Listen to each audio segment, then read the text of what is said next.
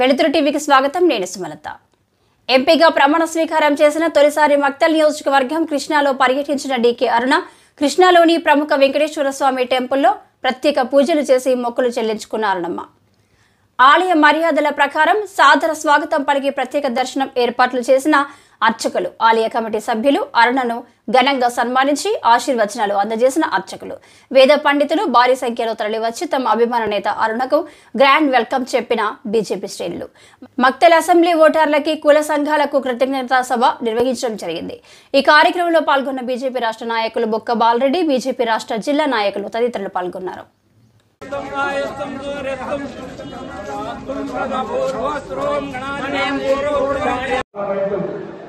MP గారు, DK Annamma గారు, అలాగే సభా అధ్యక్షులు కన్నస్వామి గారు, పెద్దలు కొండన్న గారు, లక్ష్మీకాంతరెడ్డి అన్న గారు, వేదిక పైన ఉన్నటువంటి ఎంపీటీసీలు, కౌన్సిలర్లు, మున్సిపల్ చైర్మన్లు, వైస్ చైర్మన్లు, వైస్ సర్పంచులు అందరికీ, ప్రతి ఒక్కరికి ఓటు వేసినటువంటి గెలిపించినటువంటి ప్రతి అందరికీ శుద్ధి వంచి నమస్కరిస్తున్నాను.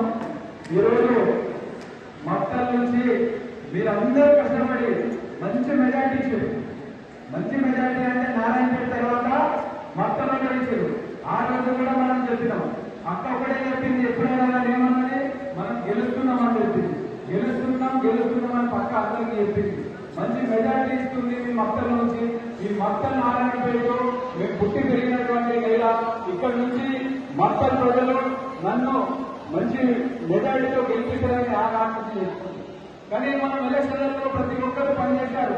ఇక్కడ ఉన్నటువంటి మండల అధ్యక్షులు 10 మంది సహాయకుల కృషి చేసి అక్క విజయానికి పాటుపడ్డారు.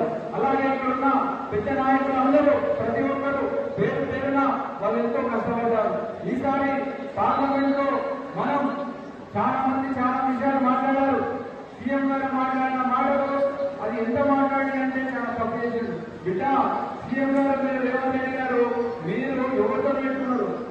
ఆది పరాశక్తి కాళికమ్మ మనని ఇక్కడ ఒక మాట ఉన్నావు, కానీ ఇక్కడ ఉన్న అక్క చెల్లెళ్ళు అన్న అమ్మను అందరినీ ఏం చేశారు? ఎక్కడ గుర్తులు లేదు, కమలం పుణ్యము గుర్తులు గుర్తులు. రేవంత్ రెడ్డి ఎక్కడ పడ్డారు? ఆయన 2 పార్లమెంట్లు తీసుకున్నారు, 2 పార్లమెంట్లు ఓడిపెట్టు రేవంత్ రెడ్డి.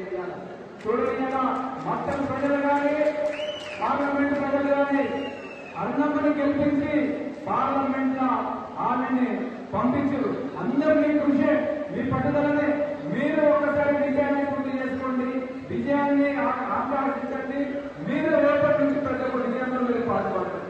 ఎప్పటి నుంచో మనం ఏం గెలుస్తాం అనే పట్ల అందరూ నేను ఇక్కడ మొత్తం ఇన్ఛార్జ్ వచ్చినప్పుడు ప్రతి ఒక్కరు ఎక్కడ ఉన్నా కానీ అమ్మ మనం రేవంత్ రెడ్డితో కట్టుకుంటాం, మనం ఏం గెలుస్తామన్నారు.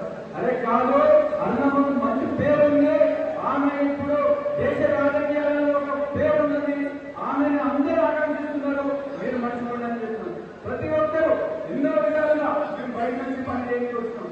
మేము ఇన్ఛార్జ్ గా పార్టీ పెట్టింది, మేము మిమ్మల్ని